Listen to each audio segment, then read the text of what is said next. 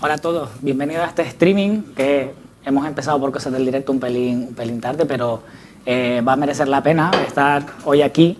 Quería presentar el microespacio que estamos trabajando desde hace ya un año en Ser Madrid Norte y en Ser Madrid Sur. Se llama Mundo 2.0. Aquí a mi derecha no ha podido venir hoy porque sigue liadísimo en la radio y dando clases y a un montón de cosas. Nacho López Yandres, que es el locutor y director de programas de Ser Madrid Norte. Y también ahora mismo está tan liado que se ha puesto a escribir una novela que se llama Tu mirada en mis ojos, de Ediciones Arconte, que creo que también de la que hablaremos cómo los libros con plataformas como Bubok han realmente cambiado el mercado editorial.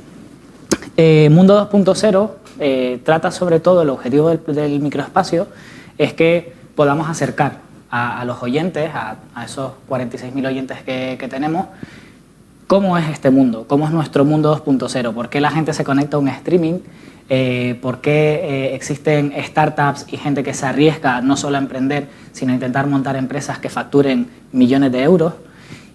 Y eso no es fácil para una ama de casa que enciende la radio a la 1 de la tarde, que es cuando se emite el programa en directo, pero traemos invitados que intentamos que hablen de este mundo de una forma muchísimo más llana, muchísimo más cercana, porque por ser friki digital o frikital, como lo llamo yo, no significa que no puedas realmente explicar lo que hace una web o cómo es un programador, qué es lo que hace un desarrollador. O un día vino Edgar Martín al programa a hablarnos de Oculus Rift y él, como beta tester en España, qué es lo que le estaba pasando a los usuarios. Entonces, con todos estos invitados acercamos siempre el programa y el contenido a más allá de la gente que trabajamos en el sector digital. Ese es el objetivo de Mundo 2.0.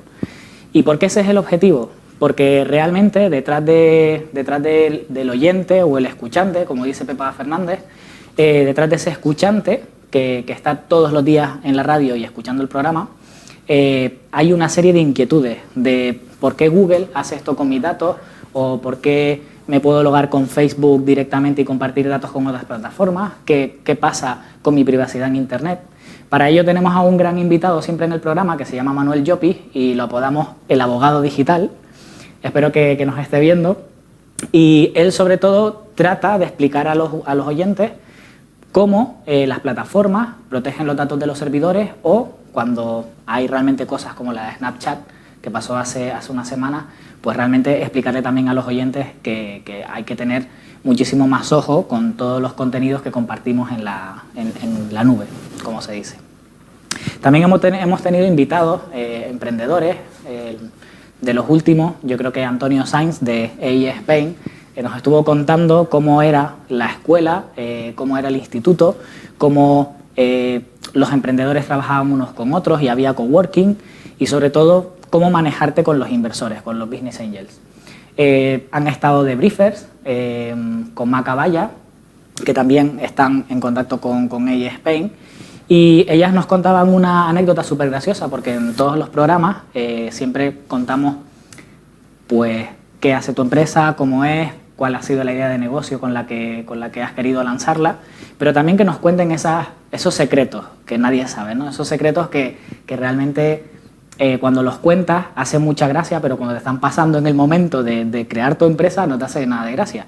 Y ellas estaban con la plataforma de briefers.com, que va dirigida a anunciantes y agencias y a ponerles en contacto. Es una plataforma B2B y en la fase beta tienen capadas diferentes secciones y sobre todo hay una que es la de la creación de briefings para pasarlo al anunciante, y de repente en la fase beta estaban trabajando con el primer restaurante de nudistas en Madrid.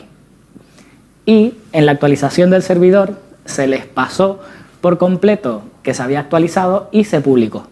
Y de repente saltaron todas las alarmas porque estaba el briefing con las fotografías, con todo el contenido que realmente iba dirigido al primer restaurante nudista de Madrid.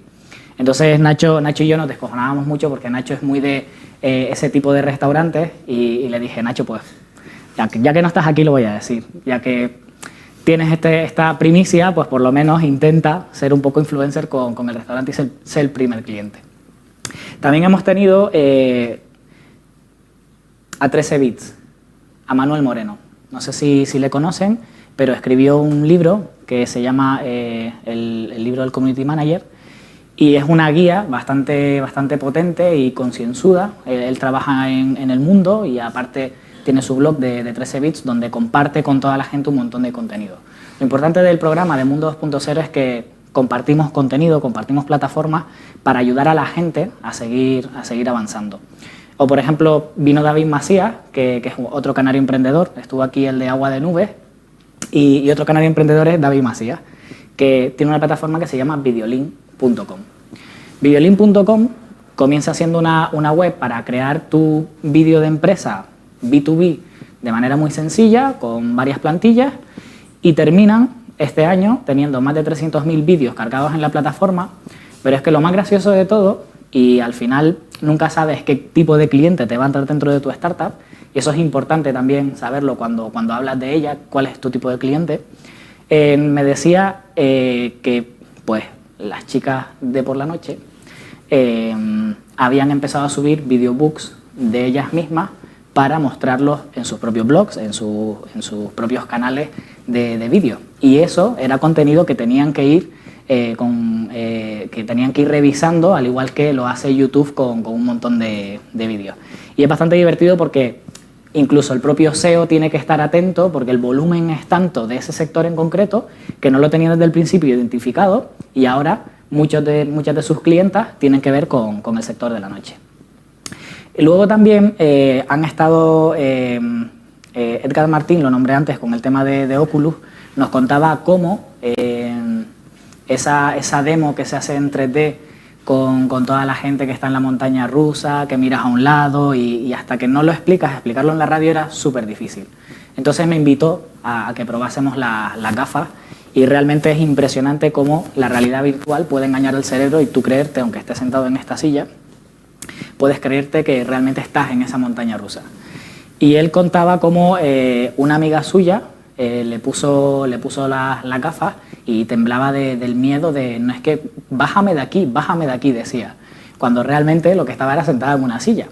Pero lo más heavy fue con su hijo pequeño, que cuando le puso las gafas, el niño conectó directamente con la realidad virtual de tal forma que se olvidó que estaba en el salón de su casa conectado por medio de cables al portátil y todo, y empezó a correr por toda la casa tirándolo todo con el portátil a rastras y Edgar detrás del niño. O sea, es muy, muy divertido. Entonces, todas esas anécdotas las vamos contando y al final hacen que los emprendedores, las startups, pues sean mucho más cercanas. O sea, hay personas detrás de todo esto y a todos nos pasa de todo. O también estuvo una vez Agus Carbajo, el director de comunicación de K-School, contándonos cómo todos los eventos que hace con alumnos, pues finalmente tienen una índole muchísimo diferente porque tienen que ser mucho más cercanos, tienen que ser mucho más activos y al final hay muchas veces que la propia gente de la escuela termina saliendo de fiesta con ellos. O sea, llega un momento en el que tienen tanta relación con ellos y se preocupan por su formación que hacen hasta amistad. Luego estuvo también Mónica Fuentes de Madresfera, no sé si conocen la plataforma, pero es una plataforma que audita casi todos los blogs que tienen que ver con la temática infantil, con la temática materna, con la temática de moda materna también, para ellos saber si ese blog pues, es de un influencer o no de un influencer. Y crean esta especie de cooperativa digital en donde se empiezan a encontrar incluso bloggers que terminan auditando y que no son madres, pero se intentan aprovechar del contenido del sector y del despegue que tienen inversión y también intentan pasar por eso. Y muchas veces necesitas también de estas plataformas para que te ayuden a poder chequearlo. Al final, creo que el programa lo que tiene que ayudar sobre todo es a que la gente entienda que en el sector digital, que está sufriendo una gran transformación y está generándola, tiene que ayudar a que los demás puedan entenderlo y también puedan compartirlo y podamos realmente chequear entre todos cómo va avanzando y sacar adelante muchísimas muchísimas empresas que se crean aquí en España y que pensamos que no son creativas y que siempre tenemos que tener en cuenta a otras empresas o a otros modelos de negocio que llegan desde Estados Unidos, pero realmente aquí hay empresas como Hip Hunters, por ejemplo, que también ha estado en el programa, que lo que han hecho es generar una demanda de influencers de moda con más de 500.000 marcas de referencia y nacen en Valencia. O una empresa de inteligencia artificial, perdón, que se llama Neuromobile, de Raúl García, que parten de compra activa y que simplemente lo que hace es que por medio de una app con las marcas, pues realmente tú tengas el tracking de a qué radio de cada tienda o que cada centro comercial están esos usuarios y puedas impactarles por medio de notificaciones push en el móvil. Y un dato interesante de este tipo de iniciativas es que el 85% de las personas que va a un centro comercial y que tiene ese tipo de inteligencia, la app del centro comercial tiene ese tipo de inteligencia, cuando sale, el 85% vuelve a entrar dentro de la app y vuelve a ser impactado por promociones de la app fuera del centro comercial, cuando siempre pensamos que la gente es en el centro comercial donde es impactada y donde decide realmente la compra, y no es así. Pero hasta que no existe ese tipo de tecnología y nace en Murcia, desde Emprende Murcia, no te das cuenta de que hay muchas empresas en España que tienen muy grandes ideas y que son muy innovadoras. Y ahora, si quieren, pasamos al momento de preguntas. Pasamos al turno de preguntas. ¿Está el micro encendido? Sí, está el micro encendido. Muchísimas gracias, Manuel, por haber acudido por segunda vez. Eso es que la primera no saliste muy espantado. Ahora te vas a someter un poco al turno de preguntas de los emprendedores. La primera vez viniste en calidad de influencer y experto en marketing 2.0, experto en comunicación. Y en este caso un poco más de lo mismo, experto en comunicación en cuanto a que tenéis un espacio en Cadena Ser Madrid Norte y Cadena Ser Madrid Sur. Antes de nada, te están viendo a través de femprende.com y ispin.com en Nueva York. Así que saludos desde Startups Mansion, así que seguramente te llegará alguna pregunta a través del hashtag StreamingsEIE. La espero sobre todo de Maritrini. Anda, si es que aquí el ecosistema emprendedor aquí se conoce todo el mundo, macho. Una pregunta antes de nada, porque todos ellos están muy activos, son emprendedores muy activos en cuanto a su presencia en comunicación. Y todos ellos tienen muchísimas anécdotas en su primera entrevista y muchos podrían ahora contar epic fails maravillosos de grandes, perdón por el horario, cagadas de venta de sus startups, sus productos, incluso sus propias personas. Entonces, así, seguro la mayoría no nos las vas a poder contar con un nombre, pero dinos más o menos las anécdotas que has podido tener en el programa de Cadena Ser Mundo 2.0 y qué son esas cositas, esos epic fails que no se pueden producir en una primera entrevista. A la primera de todas, nosotros el formato del programa intentamos que sea igual de cercano con los invitados que con los escuchantes.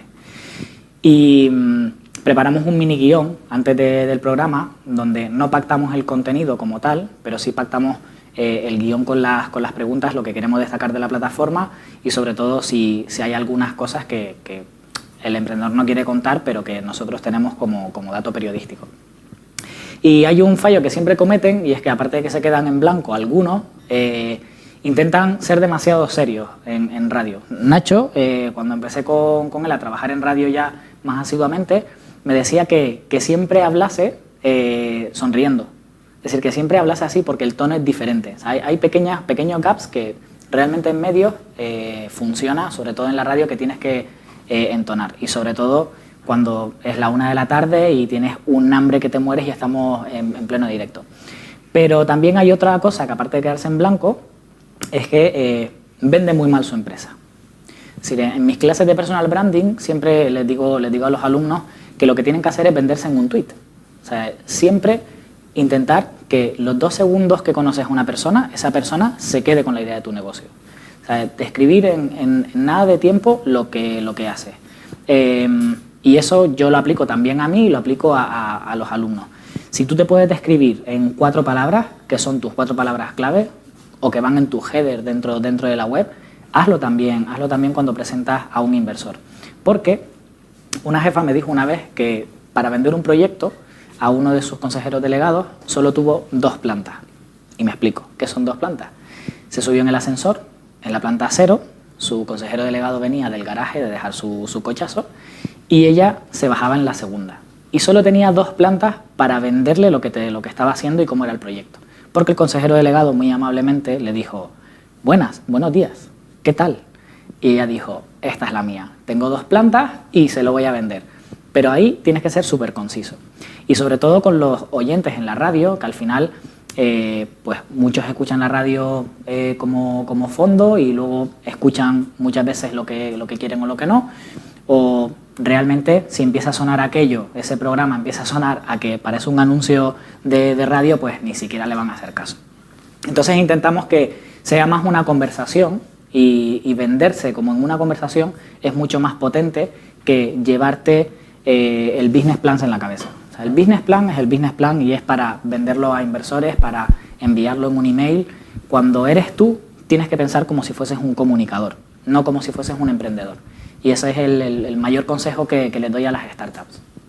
Y ahora vamos a seguir hablando de comunicación, de cómo vendernos en esos tweets. Todas las startups, el primer community manager suele ser el CEO, todos nos creemos expertos en comunicación y hay como muchos mitos. Hootsuite sí, Hootsuite no, intentar marcarnos un community manager de la Policía Nacional, intentar hacernos graciosos y que nos salga mal, a él le sale muy bien, a nosotros parece ser que no.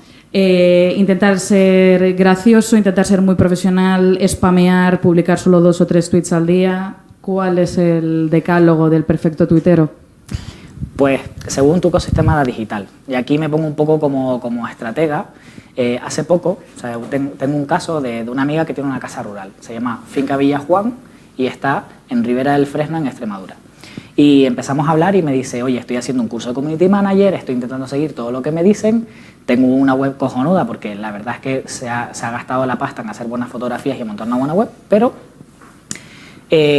le faltaba la estrategia. Ella quería publicar tweets, quería publicar en LinkedIn, no estaba haciendo clusters de targets, por ejemplo. O sea, @policía, al final, Carlos lo sabe muy bien, es un servicio social que la gente sigue y de la cual, pues si lo tienes que comunicarlo, es un servicio que no todos sus entes pues son divertidos. O sea, todas sus índoles del servicio de la Policía Nacional no es súper divertido contarlo en un tuit, pero si eres realmente avispado, como lo es Carlos, consigues conectar con el público. Y conectar con el público es la respuesta. Es decir, tienes que tener claro cuál es tu target y cómo está identificado. Por ejemplo, en el caso de la casa rural, ella tiene la casa rural preparada y súper restaurada del siglo XVI para gente que busca turismo rural y busca experiencia. Pero también tiene una parte gigantesca que está hecha para eventos, que caben como 200 o 300 personas. Pues en esa parte ella identificaba que tenía que comunicar todo en Instagram, todo en Facebook, todo en Twitter. Y realmente no. Realmente dijimos, LinkedIn es para la zona de eventos. ¿Por qué? Porque va dirigida a empresas. Y ahí te vas a comunicar como empresa. Puede ser más divertida o menos divertida, o más corporativa o menos corporativa. Pero céntrate en esa red social solo para la parte de eventos. Y en el resto de redes sociales, que la gente comparte su experiencia de cuando viaja, úsala solo para la casa rural, solo para turismo rural. Entonces, a partir de ahí, ella se dio cuenta de que ya podía seguir un camino. Pero en las clases de Community Manager que le estaban dando, que tampoco es que sea una escuela súper reconocida, eso también es un fallo de los emprendedores. Se creen que cualquier escuela que dé clases de Community Manager saben de Community Manager, y yo les animo a que, siempre digo esto a todos los alumnos y a todas las personas que me preguntan por un curso de Community Manager o de Máster o de Marketing Digital. Les digo, analiza a los profesores, analiza el programa, no analices ni el precio ni analices la plataforma. Si hay un profesor detrás que está todo el rato publicando contenido, que está actualizado, te va a dar clases y vas a poder conectar con él. De hecho, hay muchas escuelas, las 3 o 4 principales en España, que los alumnos contactan antes con los profesores, antes de ser alumnos, y hablan con ellos. Oye, ¿cómo es tu clase? ¿Cómo no es? ¿Qué es lo que das? ¿Cuál es tu perfil? Y todos esos cursos de Community Manager que hay por ahí, que son totalmente herméticos, no se fíen nada de ellos. Y se lo digo por experiencia propia y por gente que me lo ha contado. Entonces, el conocer a tu público objetivo es fundamental para poder marcar esa estrategia y saber cómo te comunicas con él. Porque si tuvieses millennials de público objetivo, que hablamos también de ellos en la radio, ¿cómo te comunicarías? El otro día estábamos en Habana 7 Historias, con Pilar Amores, Ima Ferragut y también Agus Carbajo y Javier Sánchez de Chainsaw RG, y sacábamos la misma conclusión. O sea, los ponentes están hablando de periodismo radiofónico que es histórico en España, pero ¿qué pasa con los millennials? ¿Los millennials escuchan la radio o realmente son escapantes de la radio y no son escuchantes? Y están metidos con los podcasts y prefieren compartir otro tipo de contenido. Pues también hay que adaptarse a ello. Y saber identificar ese tipo de targets ayuda a los emprendedores un montón a centrar el tiro y empezar a comunicar como deben comunicar. Vamos a ver si los que comunican ahora son los emprendedores que tenemos en la sala. Por primera vez tenemos targets muy diferentes. Ante ti tienes a un emprendedor cuya startup se cimenta sobre la tecnología Bitcoin, por ejemplo, Víctor, aquí de CryptoPay, que no sé si tiene algún tipo de pregunta, pero luego nos contarás cuán fácil o cuán difícil puede ser comunicar. Estás hablando de targets. ¿Cómo de fácil o difícil puede ser comunicar un modelo de negocio basado en una tecnología que no todo el mundo entiende, como puede ser el Bitcoin? Luego tienes una startup relacionada, por ejemplo, con el turismo y el diseño, como es Perfect Plan. Tienes una que es la primera red social de voluntariado del mundo, que sí que necesita, bueno, primera o segunda, tenemos aquí una especie de polémica, no, es la primera red social de voluntariado del mundo, HelpUp, que sí necesita conectar con sus usuarios, además de manera muy directa. Él también es de HelpUp. Y luego tenemos aquí un caso, que sí que supongo que él es el que primero que querrá hablar contigo. No es una app, no es una startup tecnológica ni mucho menos, sino que él mismo es su propia startup. Él te va a explicar su modelo de negocio y tú le brindas un par de estrategias de marketing 2.0 para alcanzar un público aún mayor. Hola, ¿qué tal? Me llamo Cristian Quesada y bueno, mi empresa se llama Soul Creator y me dedico a la personalización de zapatillas, complementos de ropa y gorras. Vale, ahora estoy haciendo mi estrategia de venta mediante Facebook, Twitter, Instagram y bueno, quería preguntarte cuál de ellas es la que me aconsejas más potenciar o si me falta alguna más para poder llegar a la gente, ¿no? O cómo puedo llegar a estas personas, ¿no? Con qué tipo de vocabulario, si utilizar algo más serio o más informal para llegar a ellos. De momento está funcionando, tengo respuestas, pero me gustaría llegar a mucha más gente, ¿no? Entonces, si me puedes lanzar algún pequeño dato, ¿no? De cómo llegar un poquito más a la gente. Mira, hace poco tuvimos en Mundo 2.0 un invitado que se llama DJ Villanuit, y en el mundo de la música de la noche hace muy bien su gestión de redes sociales. Pero tiene dos amigos muchísimo mejores, que son Dourón, te animo a seguirle en Instagram, y también Antonio Mares. Y son el día y la noche. O sea, Antonio Mares es creativo, callejero y te arma con... para mí es el MacGyver del diseño, porque te coge 4 chatarras y te monta una performance. Y luego Dourón es muy plástico, es muy diseñador de grafitis, pero también implementado a lo que pueden ser complementos. Y los dos lo que hacen es, sobre todo, hablar de su vida, de su pasión, que creo que también al final, cuando diseñas esas zapatillas, que espero que no me lances una, o sí, me la puedes lanzar, y así ya estoy atento. Esto es lo que tienes que comunicar, pasión. Y siempre se dice en todos los cursos de management, todos los speakers hablan de pasión y cómo vender la pasión, pero la pasión se tiene que respirar, y se respira en que si estás en Instagram publicando cómo estás haciendo el diseño de esta zapatilla, o si dejas que la gente la pruebe para ponérsela, que al final eso le funciona muy bien a las marcas de moda o de cosmética, la gente hablará de ello. O sea, no, a muchos artistas le pasa que se quedan en su mundo y creen que alguien va a venir a su taller a tocarles y a decir, ostras, quiero ver tu diseño, pero no, con las redes sociales es al revés. Tú las pones en la palestra y en Instagram, en Twitter y en Facebook comenzarán a compartirlo. Así que te animo, comparte con pasión lo que haces, porque la gente lo va a respirar. Vale, muchas gracias. No, me la voy a quedar. Continuamos con las preguntas y ahora te voy a poner otra vez a prueba. Mismo ejemplo, pero con diferente caso, te lo va a explicar su propio CEO. Hola, buenas. Soy Jaime Benítez y bueno, soy fundador de Goanda y te lo voy a decir en modo tweet. Somos un portal de viajes para viajeros. Vale. pero la competencia de ustedes, por entenderlo un poco más, puede ser Minube, puede ser... Puede ser Minube, puede ser Booking, puede ser una agencia de TripAdvisor. viajes a pie de calle, TripAdvisor. Vale. Sí. Con el tema del turismo 2.0, hace un montón de años, no sé si sigues a Fernando Gallardo en Twitter, publica muchísimo contenido. O sea, él fundó una web que se llama notohoteles.com y ahí pone su propia crítica o también su selección de hoteles en todo el mundo, o por lo menos los que él tiene concertados, que es de la fábrica, de la editorial. Y realmente lo importante del turismo 2.0 es lo que comparte la gente con sus experiencias. Y eso los hoteles comienzan a entenderlo ahora. Hospel, por ejemplo, es una marca que sí ha tenido varios premios por todas sus campañas. El famoso hotel de Ushuaia, en Ibiza. Y todo se está centrando en la experiencia, pero en la experiencia real. Roommate también lo hace muy bien.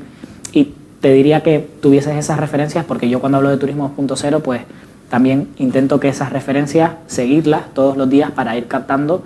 Yayo Ballestero, que es su community manager, es un crack y filtra muy bien todo el contenido que se publica en Instagram. De hecho, en turismo, vale para todos los sectores, pero sobre todo en turismo, no compartas nunca el mismo contenido en todas las redes sociales.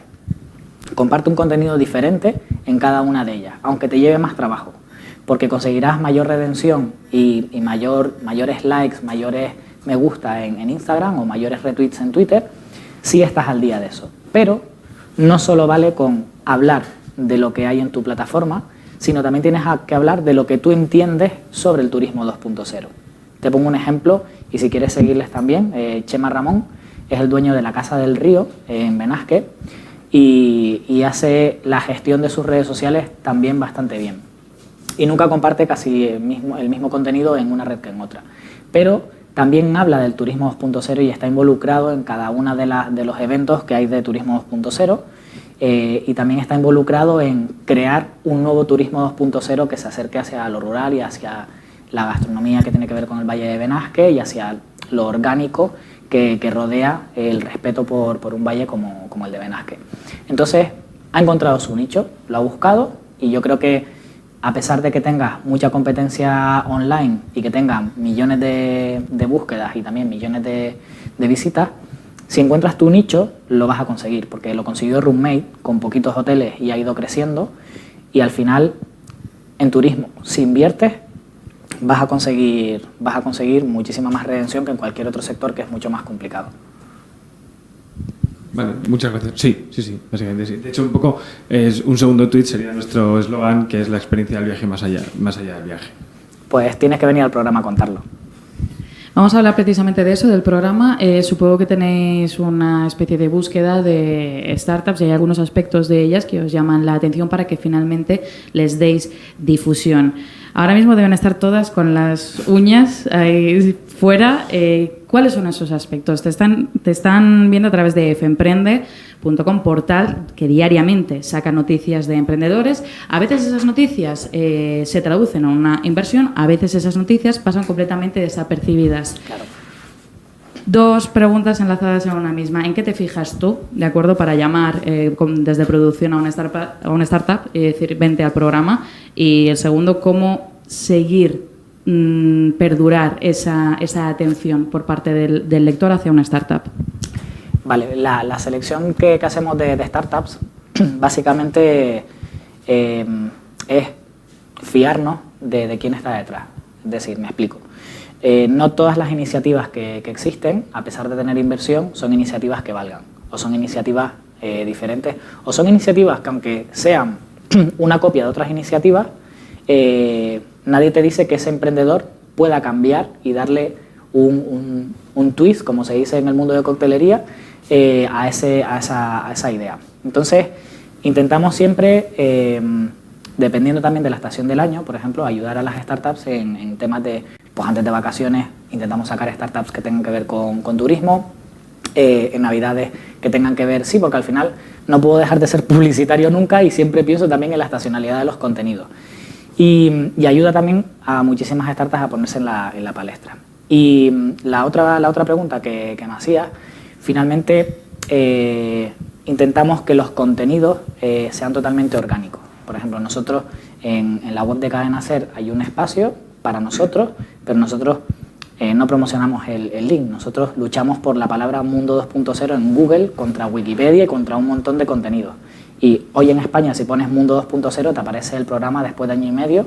Lo hemos posicionado sin ningún tipo de trabajo de SEM ni inversión, sino todo es crecimiento orgánico. Entonces, también intentamos que las startups que vengan sean orgánicas, porque una startup que es orgánica va a ser una startup que comparte ese contenido con mucha más gente.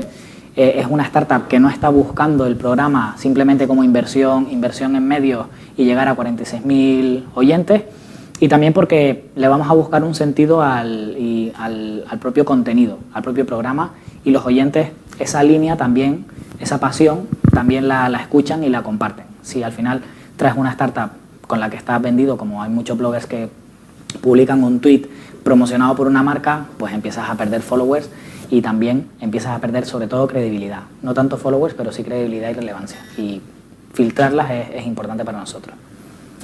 ¿Hay más preguntas? Por ejemplo, Help-Up. Sí, yo soy Pablo de Help-Up, la primera red social de voluntariado.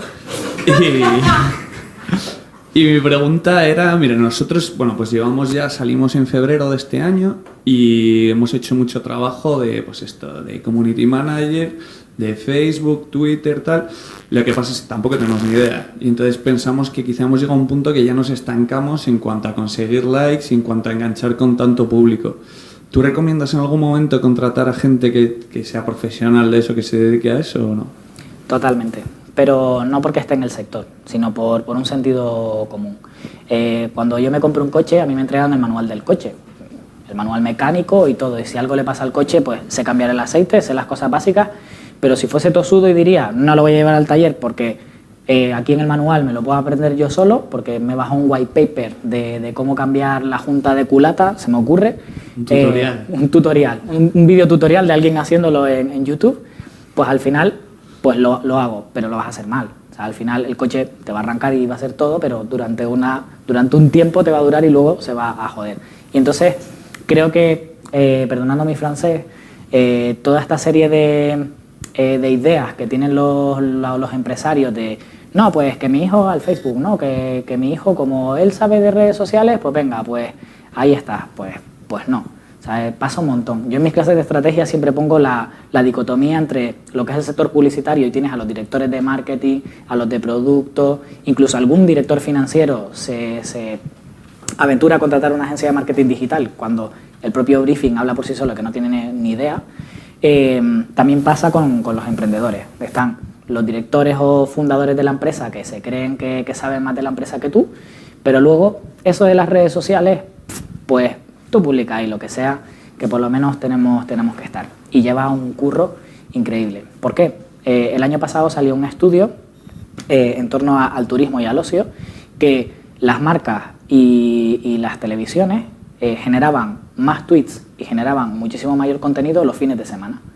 Y eso cambió el panorama de la contratación de los community managers, porque realmente a lo mejor necesitabas community que estuviesen publicando durante el fin de semana las promos que tú hacías, porque era cuando más activos estaban los usuarios, y entre semana no. Entonces al final el mundo digital lo que intenta enseñar a los emprendedores, y lo que decimos siempre en el programa, es que el mundo digital no es estándar, o sea, se adapta a cualquier negocio y los usuarios también se adaptan a ese negocio. O sea, yo no soy el mismo yendo a echar gasolina que estando de vacaciones, que comprándole algo a mi sobrino. No soy el mismo, mi decisión de compra no es la misma y soy la misma persona, pero pienso de manera diferente. Por lo tanto, las marcas tienen que pensar que somos multipolares. Y si no eres multipolar, es que tienes un problema, porque ni siquiera tú sabes lo que quieres de ti mismo en el momento de compra. Y creo que al final en temas de voluntariado, la gente tiene muy claro qué es lo que quiere el voluntariado, hasta dónde se quiere involucrar, y eso creo que esas experiencias, al igual que en turismo, son las que tienes que explotar. Y ahora vamos a hablar con el CEO fundador de CryptoPay. Buenas, mi pregunta va en referencia. Yo entiendo que las redes sociales, para proyectos más sociales, en la misma palabra, redundando la palabra, está muy bien utilizarlas. Pero nosotros, por ejemplo, en nuestra empresa, CryptoPay, estamos hablando de ser, somos el banco, entre comillas, que no queremos que nos llamen banco, de los Bitcoin. Entonces, el asociarnos, es decir, el utilizar las redes sociales de una manera muy social, creemos que puede llegar a ser un poquito contraproducente respecto a nuestro público. Al ser un gestor de pagos, nos interesan grandes empresas, corporaciones. Claro. Creemos que puede ser un poquito contraproducente. ¿Qué opinas de una campaña SEO, por decirlo de alguna manera, o social más orientada a una empresa? ¿Cómo crees que deberíamos de orientarla en ese sentido, sobre todo en temas de redes sociales y demás? Para mí el B2B es lo más complicado de digital y lo descubrí trabajando en la transformación. Ahora mismo estoy en la transformación digital de una de las empresas de Telefónica, ondespot.com, y en esa transformación digital te das cuenta de que el público objetivo tiene un comportamiento totalmente diferente. El B2B es totalmente diferente. En Twitter y en LinkedIn se comportan de manera diferente, aunque sigan siendo profesionales y aunque cuando salgan de ahí se van al cine y son compradores y consumidores. Pero en B2B las decisiones son mucho más decisivas, también por hacer la redundancia de la palabra. Y hoy justo estaba buscando unos billetes para mis mini vacaciones y acabé en una página, en una landing page de Destinia, y Destinia está ahora mismo con todo el tema del Bitcoin y dicen que son los billetes más baratos del mundo vendidos con Bitcoin. Me llamó, claro, entonces me llamó bastante la atención porque el tema, ha habido muchísimos intentos de instaurar monedas digitales y precios digitales y plataformas digitales que tienen que ver con una forma de pago, pero en B2B yo creo que es una cuestión de tiempo que arranque y que el Bitcoin sea algo totalmente estandarizado y que la gente lo vea incluso mucho más seguro. Porque cuando hablamos de temas de cash en las empresas, pues a la gente eso suena un poco casposo, un poco entre empresas es bueno, o sea, pagarte en efectivo, porque te tengo que pagar en efectivo si puedo hacer transferencias, o si puedo estar en una plataforma o tener un PayPal de pago, o meter dentro de mi pasarela de pago en el e-commerce el Bitcoin. Y en las clases de e-commerce que doy en INESDI me dicen siempre que los alumnos que al final en la pasarela de pago que meten. Y es como, mete todo. A no ser que tengas claro que tu usuario solo tiene Visa, pues solo cierras la pasarela de pago con Visa. Pero es que hoy en día tú no vas a saber con qué quiere pagar esa persona. Entonces tienes que aventurarte a innovar, y yo creo que estás en el camino de punta de flecha, que es lo que pasa en B2B digital, que los que estamos en punta de flecha pues siempre estamos ahí abriendo y abriendo, y dentro de 2 años la gente te llamará para el tema de la plataforma, o dentro de 1 año, y tú dirás, el año pasado todo lo que me costaba hacerlo y ahora es que está tirado porque ellos vienen a mí, ¿no? Como decía como decía Elliot Tate, él viene a mí, pues eso pasa en B2B al final de todo, pero tienes que aguantar el chaparrón. B2B es lo más difícil en digital. Gracias por el apoyo en primer lugar. Y una pregunta un poco más concreta, Twitter, la red social por excelencia hoy en día, yo creo, ¿qué tipo de tweets crees que debería de publicar un negocio orientado al B2B? Te lo voy a decir en una palabra, cuélate. Cuélate en todos los tweets, en todos los hashtags que tengan que ver con tu ecosistema digital. A esta amiga emprendedora de la Casa Rural le decía lo mismo. Tienes que identificar no solo los hashtags de turismo rural o casas rurales, porque realmente son como los tags, como las palabras clave en Google, que son los que más se buscan, los que más se meten en los tweets, sino coge tu marca en Twitter, haz búsquedas y empieza a poner alrededor de tu marca el ecosistema digital de los hashtags. Y verás que hay diferentes niveles. Tendrás niveles 1 de hashtag que los usarás para eventos o para colarte dentro de una tendencia en ese día en un trending topic. Tendrás hashtag de niveles 2 y tendrás hashtag de niveles 3. Planificarse es lo que más tiempo conlleva y lo que más le quita a un emprendedor, pero que a la larga es lo que más tiempo le ahorra. Una última pregunta. Perdón. A raíz de, además... Te voy a cobrar bitcoins, por pregunta. No hay problema, si los admite yo los pago. Respecto a una cosa que a nos pasó la semana pasada con el tema tanto de la política, de tantos hashtags que ha habido famosos orientados un poco a la corrupción y demás. ¿Cómo que me están vendiendo prisa? ¿Cómo se vería que una empresa orientada que de manera formal opinara o pusiera un hashtag diciendo algo orientado con estos temas de corrupción o de escándalos así un poco masivos. Bueno, Sería si es prudente, algo... pero algo se podría ver como algo muy negativo. Si es una línea en la que te quieres involucrar, hazlo, pero durante un tiempo largo. O sea, hay marcas o influencers que se dedican a criticar a una marca o algo que está pasando en ese momento y luego ya desaparece. Es decir, suena mucho a interés. Interés del momento, de la comidilla de prensa amarilla, yo los llamo los tuiteros amarillos, porque son muy de aprovechar el momento, meterse, intentar conseguir followers, intentar conseguir clientes y luego ya desaparecen. Si lo haces por convicción propia de empresa, como filosofía propia, hazlo y síguelo. O sea, ya verás tú hasta qué tipo de nivel te quieres involucrar y qué tipo de tweets quieres publicar. Pero creo que esa línea tienes que decidirla y saber el nivel de involucración. Pues muchísimas gracias, Manuel Guedes, mguedes en Twitter, por cierto. Has estado recibiendo muchísimos tweets con el hashtag StreamingSeye, la mayoría de Startups Mansion, Maritrini, Eli James, Freya, absolutamente todos están tuiteando por problemas técnicos que en una próxima entrevista, esto de las anécdotas, ya contaremos, ¿de acuerdo? Problemas técnicos que hemos estado sufriendo el día de hoy. Será Manuel quien los vaya a contestar después personalmente todas las dudas que tengan, ¿de acuerdo? Sí, por supuesto. Así que muchísimas gracias por haber acudido a la llamada del emprendimiento, aunque por aquí se rían siempre que digo esto.